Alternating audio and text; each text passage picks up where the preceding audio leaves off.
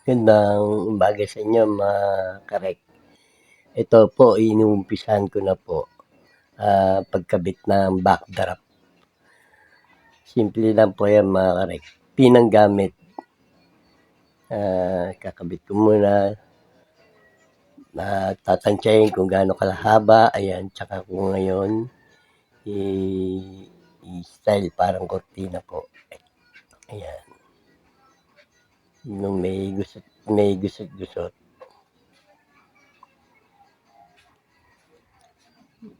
Mabilis po kasi yan may kabit kapag may tagabot sa akin na pin.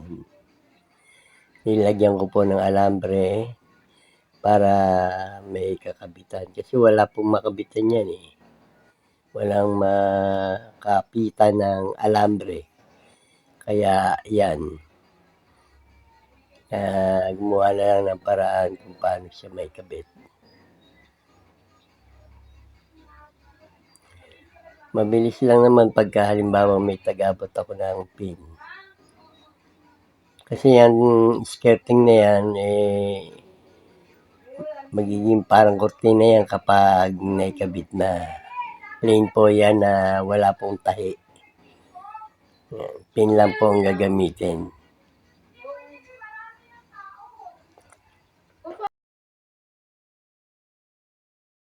Hanggang dito yan sa kabila. At yung buffet namin, pa-L po yan mga karek. Makakita kayo na idea kung paano ko ginawa yung backdrop na yan. Sa pamamagitan ng pin. Ayan na po mga karek. Naikabit ko na. Yung bintana na yun, tatakpan ko yun. Yan po yung buffet, pa-L. Simulan ko na po siyang balutan. At ito na nga mga karek, nabalutan ko na siya. Yan.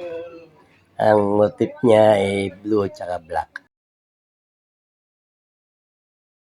Nilagay ko na rin yung mga shipping dish tsaka yung mga plato para naka-ready na. Tsaka yung centerpiece. Ayan naman po mesa sa gitna, dyan po ilalagay yung picture ng